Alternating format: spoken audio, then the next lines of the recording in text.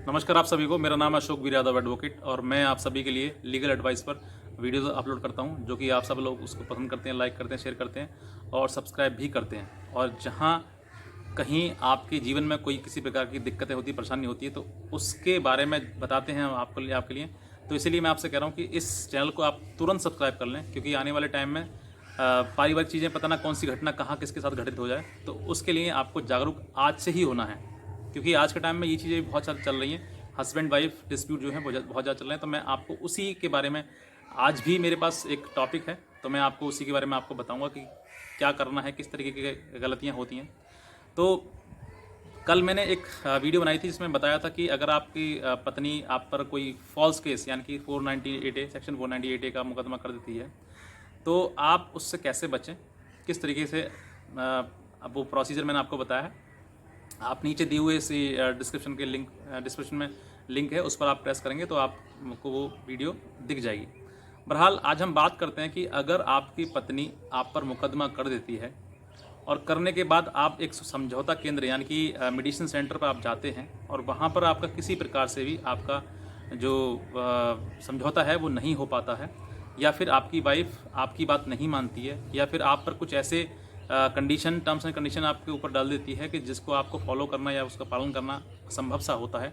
और आपको ऐसा महसूस होता है कि मुझे जानबूझ के दबाया जा रहा है, टॉर्चर किया जा रहा है। क्योंकि आजकल पुरुषों के साथ में ये चीज़ें बहुत ज़्यादा हो रही हैं।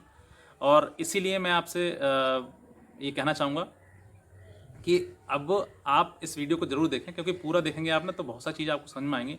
अगर आपकी पत्नी ने मुकदमा कर दिया, यानी कि आपके ऊपर केस के कर, सेक्शन 498 या 323 या 504, 506 या 3/4 DP एक्ट में अगर आपके पास कोई आपके ऊपर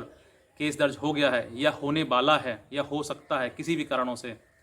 तब आपको क्या करना चाहिए ताकि आपको भी ज़्यादा परेशानी ना हो और आपकी जो वाइफ है वो आसानी से मान जाए, और अगर नहीं मानती है तो उसके रास्ते क्या क्या हैं। तो बहरहाल आप इस वीडियो को देखें, शुरुआत से लेकर अंत तक देखें।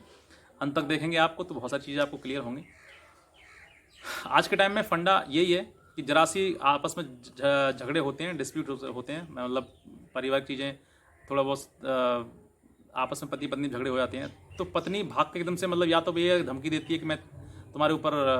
केस कर दूंगी, तुम्हें जेल भिजवा दूंगी, तुम्हारे परिवार को जेल भिजवा दूंगी, सब जगह ये करवा दूंगी, वो करवा, ऐसी चीज़ें हैं। और अगर नहीं है तो फिर आपके ऊपर सीधे कभी कभी केस भी हो जाता है। यानी कि धमकी से पहले, धमकी के बाद वाइफ जो मायके गई और मायके जाने के बाद उसने अपने परिवारजनों के कहने पर या खुद के मन से कहने पर उसने सेक्शन 498 का केस आपके ऊपर कर दिया है, यानी कि थाने में आपके पास दर्ज हो गया है। और दर्ज होने के बाद एक प्रोसीजर है जो सुप्रीम कोर्ट की गाइडलाइन के द्वारा है ही है कि सेक्शन 498A में अगर कोई FIR दर्ज होती है तो उसके बाद एक मेडिएशन को दोनों को, पति पत्नी को यानी कि हस्बैंड वाइफ को, दोनों को भेजा जाता है ताकि आप वहाँ पर सुलह समझौता कर लें किसी प्रकार से जो आपका डिस्प्यूट है उसकी के आधार पर। लेकिन ये भी आप सोच कर देखिए कि हस्बैंड पर जब पहले ही दबाव आपका, मतलब FIR आपने कर दिया, तो हस्बैंड और वाइफ में किस तरीके से मैटर सॉल्व हो सकता है। यहाँ तो और गुस्सा आने वाली बात है, यानी कि किसी प्रकार से आप, मतलब उसको डंडा मार के, हस्बैंड को डंडा मार के आप सीधा कर रहे हैं, या फिर उसको जबरन उस पर कुछ ऐसा, मतलब टॉर्चरी टाइप ही है जो आप कर रहे हैं। लेकिन अगर ऐसे समय पर आपकी पत्नी आप पर कुछ गलत आरोप लगाती है या जो कि झूठे हैं, मतलब बेसलेस हैं, और आप उन सब चीज़ों को सहन नहीं कर पा रहे हैं और आप ये सोच रहे हैं कि सर बताइए हम किस तरीके से निकल सकते हैं, और परेशान हैं बहुत ज़्यादा, क्योंकि मेरे पास ऐसे कॉल्स आते हैं और जो हस्बैंड बहुत ज़्यादा परेशान होते हैं वो मुझे कॉल भी करते हैं, तो मुझे बताते भी हैं। तो मैं उन्हीं के एक एग्जांपल, या फिर यूँ समझ लीजिए कि एक एक्सपीरियंस है जो मैं आपको शेयर कर रहा हूँ, क्योंकि मुझे भी कहीं ना कहीं से बताया गया है ये चीज़ें।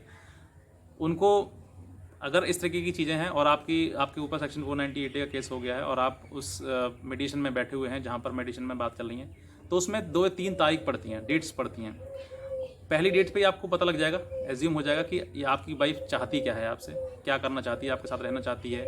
या अलग रहना चाहती है, या सिर्फ आपको प्रताड़ित करना चाहती है, आपके घर आना नहीं चाहती है। ऐसी बहुत सारी बातें, कुछ ना कुछ आपको, मतलब फर्स्ट मीडिएशन जो डेट होगी उसी में आपको पता लग जाएगा। अगर आपको लगता है कि सिर्फ और सिर्फ ये टॉर्चर करने के लिए है, अपनी मनमानी करने के लिए है, और आपके माँ बाप से या किसी ऐसी चीज़ को मांग करने के लिए है जो कि आप देना नहीं चाहते हैं, और जबरन आपसे वो चीज़ें धमका के, डरा के, या किसी प्रकार से आपके ऊपर वो चीज़ें करने का आप पे मतलब प्रेशराइज करने का कोशिश की जा रही है, ऐसा अगर आपको महसूस हो रहा है तो आप यहाँ पर डरे ना। आपका मेडिटेशन जो चल रहा है चलते रहें और डेट मेडिटेशन में लंबी लगवाएं, थोड़ा सा दूरी की, जहाँ 15-20 दिन की लग रही है वहाँ पर महीना 2 महीने की लगवाएं। और उसी दौरान पर जो वो झूठा मुकदमा आप पर लगाया गया है, जो झूठा मुकदमा आपका लगाया गया है, पहली बात तो ये है कि या तो ये करें, मैं 2 रास्ते बताता हूँ आपके लिए इस चीज़ के,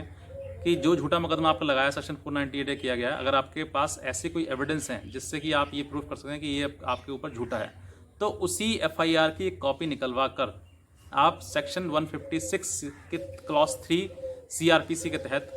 कोर्ट में जाएं और कोर्ट में जाकर एक एप्लीकेशन अपनी दें, मूव कराएं और ये बताएं कि सर मेरे पे ये झूठा मुकदमा लगाया गया है जो कि बेसलेस है और इसके मेरे लिए मेरे पास जो है वो एविडेंस है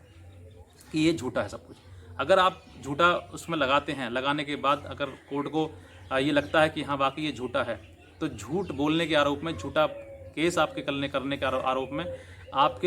आप अपनी ही पत्नी के ऊपर मुकदमा दर्ज करा सकते हैं। और उसमें जो गवाह हैं, उस एफआईआर में जो गवाह हैं, तो उन गवाहों के भी नाम अपनी जो एप्लीकेशन आप कोर्ट में देंगे उस एप्लीकेशन में उनके नाम खोलें, ताकि उनको भी अकल आ सके कि मैंने गलत का साथ दिया है और गलत होता है। जितना समय आपको मतलब एक जो मेडिटेशन सेंटर में अभी पेंडिंग है आपका, जितना समय आपका उसमें लगेगा, यानी कि महीने, कम से कम मिनिमम महीने का समय तो मिल ही जाएगा आपके लिए। तो उसी दौरान में आप कोर्ट में जाकर अपना सेक्शन 156 क्लॉज 3 सीआरपीसी में अपनी एक एप्लीकेशन दें और देने के बाद वहाँ से ऑर्डर होगा, कोर्ट से ऑर्डर पास होगा कि इस महिला के ऊपर और इन लोगों के ऊपर जो उसमें गवाह हैं उनके ऊपर केस दर्ज होगा। और केस दर्ज होने के बाद फिर उसमें इन्वेस्टिगेशन होगा, यानी कि जो आप पर दबाव बनाया गया था वो दबाव अब उल्टा हो गया, विपरीत हो गया। तो वहाँ पर आपको डरने की और दबने की आवश्यकता नहीं है, वहाँ पर आपको कानूनी पेंच, कानूनी चीज़ें आपको लगाने की आवश्यकता है, ताकि जो दबाव आप पर आज बनाया गया था वो दबाव दूसरे पक्ष बन जाए। तो ऐसी ही जानकारी मैं आपको दूंगा और लगातार देता रहूँगा। अगर कोई भी दिक्कत है, आपको कोई परेशानी है, इससे कोई सवाल पूछना है मुझसे, तो आप दिए हुए नंबर पर हमें संपर्क कर सकते हैं, ताकि हम आपकी सहायता कर सकें, आपकी हेल्प कर सकें और आप सब लोगों के इन सब चीज़ों के बारे में बता सकें किस तरीके से, क्योंकि बहुत सारी चीज़ें हैं जो मैं वीडियो में नहीं बता सकता हूँ। ऐसे ही बहुत सारे पॉइंट्स हैं जो लीगल चीज़ें होती हैं, तो उन सब चीज़ों से भी आप वहाँ पर अपने जो साइड है, यानी कि मतलब कि अपने पक्ष में आप उन पॉइंट्स को रख सकते हैं, बात को रख सकते हैं। और बहुत ही ज़्यादा एक अच्छे वकील को आप हायर करें, ताकि आने वाले टाइम में वो एक पॉइंट उठाकर आपको बता सके, एक कोर्ट को बता सके कि इस तरह की चीज़ें हैं। तो जब आप दोनों के अगेंस्ट एक एफआईआर होगी, आप पर एक एफआईआर और एक वाइफ के ऊपर एफआईआर, तो वहाँ पर दोनों पर अगर आपके पास ऊपर एफआईआर होगी ना, तो फिर आपको प्रेशराइज होने की आवश्यकता नहीं पड़ेगी। जितना प्रेशर आपके ऊपर है उतना प्रेशर दूसरे पक्ष के भी ऊपर है। मजबूरी है, अगर दोनों चाहते हैं कि हाँ समझौता हो सकता है, सुलह हो सकती है, तो करें। और अगर सिर्फ यही चाहती है पत्नी कि आप पे दबाव भी बनाना है, तो आप फिर आप दबेंगे नहीं।